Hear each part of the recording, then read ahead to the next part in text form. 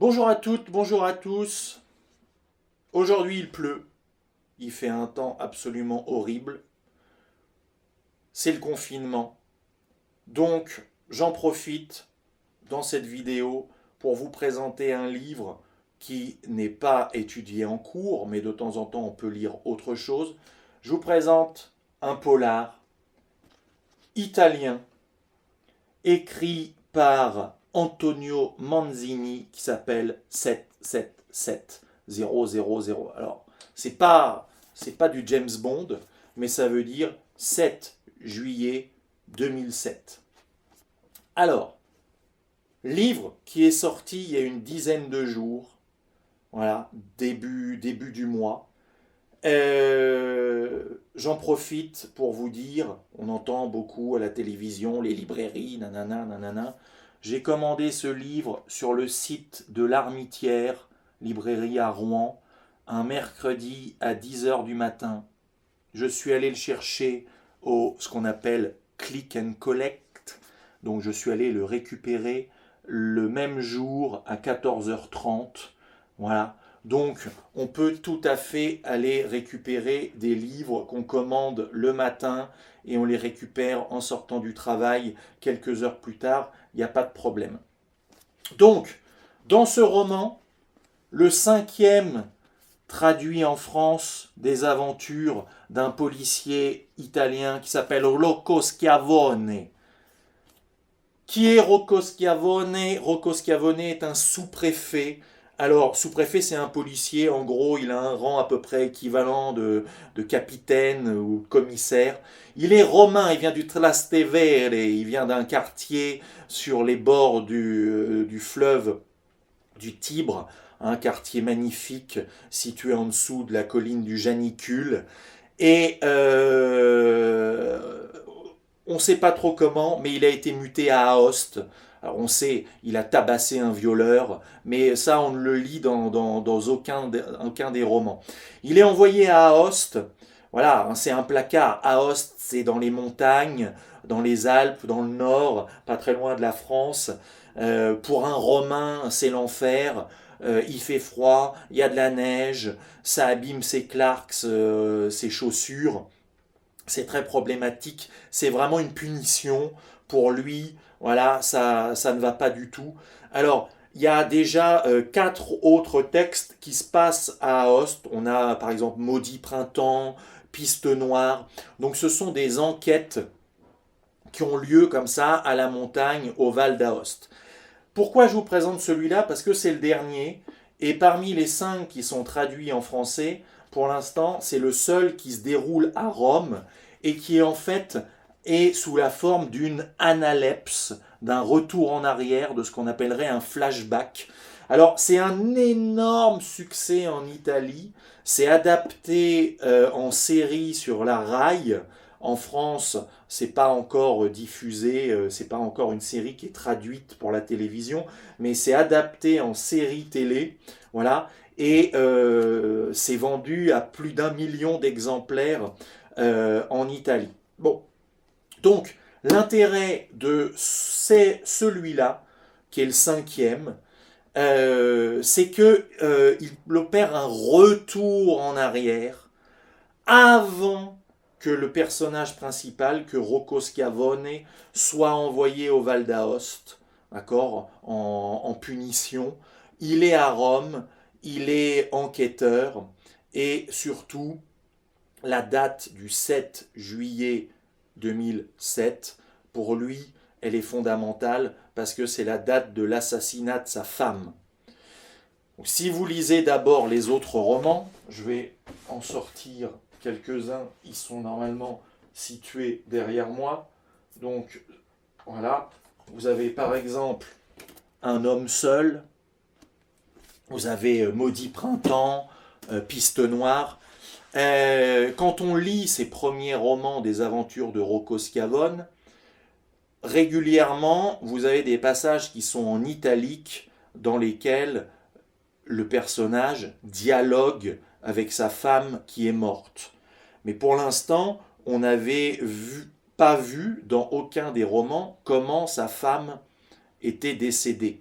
C'est dans celui-là, qui est le cinquième, qui n'existe pas encore en poche. Pour l'instant, il faut l'acheter en grosse édition, ça coûte un peu plus de 20 euros. Mais au bout d'un an, ça sort en poche. Et c'est uniquement dans celui-là qu'on comprend comment sa femme décède. Et donc, ça permet de lever différents voiles de mystère sur différents éléments qu'on a entreaperçus dans les 4 tomes précédents. Ici, Schiavone se retrouve dans une enquête. Il y a un premier cadavre, un jeune d'une vingtaine d'années, qu'on retrouve dans une carrière de marbre dans la banlieue de Rome. Il a été atrocement assassiné et balancé depuis une falaise, fracassé au sol. L'enquête lui est confiée. Alors, Schiavone, c'est un policier un peu particulier parce que il aime pas les gens, il fume des produits qui sont illégaux et surtout, il a une bande de copains depuis son enfance qui sont des voyous, spécialisés dans le vol, dans les petits trafics, des gens pas très recommandables. Bon. Donc, première enquête, voilà, un cadavre d'un jeune, comme ça, qui est retrouvé dans une carrière.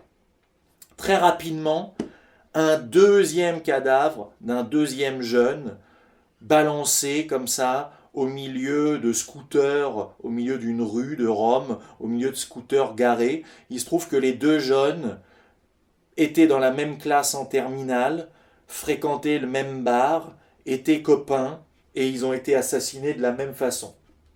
Très rapidement, on va trouver le point commun, ils allaient dans le même pub, et ils étaient copains avec un troisième larron, qui est un des serveurs du pub, et on comprend qu'ils ont été mêlés à un trafic de drogue, voilà, plus ou moins lié à la mafia, on est à Rome, voilà.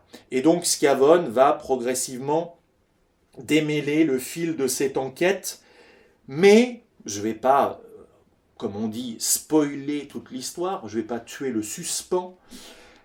Et il se trouve que parmi les trafiquants en question, il va trouver des gens, voilà, des mafieux, les Baiocchi, voilà, Luigi et son frère, qui sont des personnages qu'on va retrouver dans les autres épisodes. Voilà. Alors, ça c'est le cinquième qui est traduit. L'action se passe en 2007 et à Rome, et dans les autres, les 4 précédents, l'action a lieu en 2012, 2013, 2014 à Aoste. Donc, quand on lit le cinquième, on comprend des choses sur le passé, des choses qui étaient obscures dans les romans précédents qui, eux, se déroulaient en 2010, 2011, 2012, 2013. Donc en fait, voilà, on a des clés de compréhension sur les romans précédents, mais qui, dans la chronologie, ont lieu après. Voilà. Donc, si vous êtes déjà allé à Rome, si vous aimez les enquêtes policières, voilà, je dis si vous êtes déjà allé à Rome, parce qu'évidemment, Rocco Schiavone traverse un certain nombre de quartiers, il habite le Trastevere, on va dans les banlieues, mais on va aussi dans le centre. Alors il ne fait pas son enquête dans le Colisée, dans le Forum, ou sur le Corso Vittorio Emanuele. Voilà, son commissariat, il est situé dans le quartier Eur, le quartier qui avait été construit par Mussolini au moment de l'exposition universelle, qui n'a pas eu lieu, au sud de Rome. On se retrouve pas loin de la mer du côté d'Ostie. Et puis, on se retrouve dans le Latium du côté de Frosinone.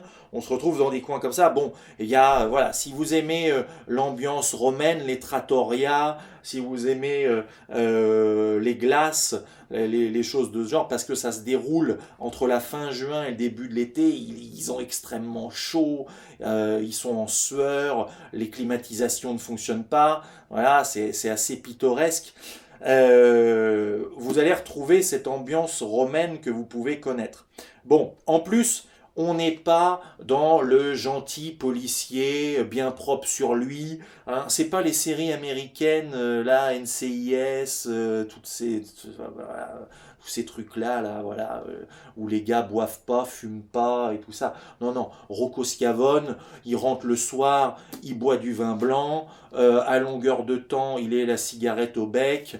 Il a des copains qui habitent des quartiers populaires, qui sont un petit peu en marge de la loi. Et surtout, voilà, c'est pour ça que moi je classe ça dans le polar. Certes, c'est un policier, mais quelle est la différence entre le roman policier et le polar? Dans le roman policier, il y a l'ordre au début, il arrive un événement, voilà, un facteur de désordre, la plupart du temps un meurtre. Le policier enquête pour remettre de l'ordre. Ok? Ordre, désordre, retour à l'ordre. Dans le polar, souvent, il n'y a que du désordre, il n'y a pas de retour à l'ordre. Le policier lui-même, même s'il fait partie des forces de l'ordre, n'hésite pas souvent à rajouter du désordre pour arriver à ses fins. Et notamment ici, eh bien, ce policier, bon, je suis obligé de tuer un petit peu le suspense, mais à la fin du livre, il n'hésite pas à abattre froidement des gens qui, selon lui, le méritent, sans autre forme de procès, et ensuite creuser un trou et couler du béton dessus. Voilà. Donc, c'est pour ça que c'est un polar. C'est-à-dire que, certes, c'est un policier, mais il est en permanence en train de ruser avec la loi, être à l'extrême limite des choses, et il n'hésite pas à faire des perquisitions la nuit en forçant des portes, il n'hésite pas à kidnapper des gens pour leur faire avouer ce qu'il a envie d'entendre d'être avoué, à mentir, faire des faux, manipuler, des choses de ce genre, tout ça bien aidé avec sa bande de 4 copains qui sont des repris de justice notoires, mais à qui régulièrement il sauve la mise auprès de ses supérieurs en essayant d'arrondir les angles. Bien. Donc, c'est une enquête qui est palpitante, il y a de nombreux meurtres. Vous pouvez la lire tout à fait indépendamment des romans précédents. À la limite, vous pouvez commencer par celui-là et lire les 4 qui précèdent, donc Un homme seul, Maudit printemps, Piste noire, qui vous sembleront alors nettement plus clairs. Moi, il se trouve que je les lis au fur et à mesure qu'ils sont traduits en français et qu'ils sortent. Il y en a à peu près un qui sort tous les un an et demi. Manzini en a déjà écrit 2 ou 3 autres qui pour l'instant ne sont pas encore traduits en français. Mais voilà, donc par ces temps de début, enfin d'automne pluvieux, de confinement, n'hésitez pas à lire d'autres textes. C'est très bien de lire les Stances à Marquise de Corneille, c'est très beau, mais vous pouvez aussi lire d'autres types d'ouvrages, et notamment du polar italien de très haute facture. Voilà, Manzini, chez De Noël éditeur. Évidemment, à mon avis, ça ne sera pas au CDI, mais vous pouvez vous les procurer dans les bonnes librairies. À très bientôt.